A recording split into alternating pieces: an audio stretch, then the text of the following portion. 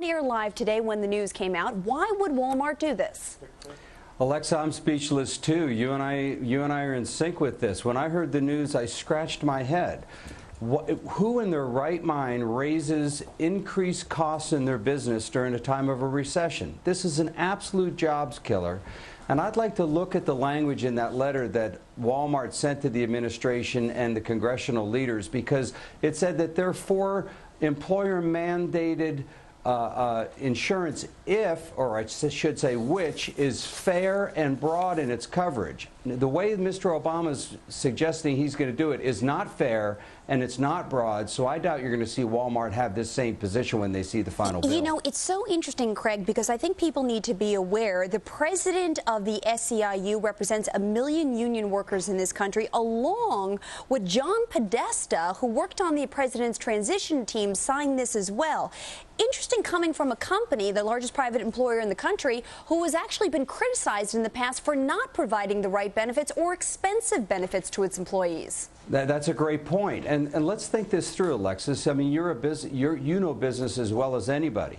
How in the world does an employer that has 1.4 million employees, of which 2.5% of them are currently on Medicaid, they get Medicaid, how can you put those 35,000 employees on insurance and not have your costs go up? It's impossible.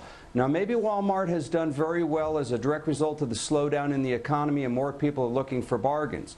But I can assure you other large corporations are hanging on by a thread. And if they have increased costs, they're going to start cutting jobs. This is a jobs killer. I don't care how you weigh it out. It's going to hurt employment. Craig, and we can't afford to lose jobs now, Yeah, Alexis. Craig, look, that's a critical point here. You know, everybody agrees we've got to do something on health care. The danger here is that cost-cutting initiatives have saved a lot of jobs. And if we do something like this, the risk is that people may need to get laid off in order to afford these rising costs. What about the families themselves? Oh, you're absolutely right. Think about this. Look, I'm not a politician. I'm a businessman. Any businessman will tell you that his biggest bang for his buck in cost cutting is employees, because you get rid of the salary, you get rid of the benefits, et cetera, et cetera. In 30 years I've been in business, I've never gone through layoffs. I'm grateful for that. But most companies will tell you that's where they can get their biggest cost savings.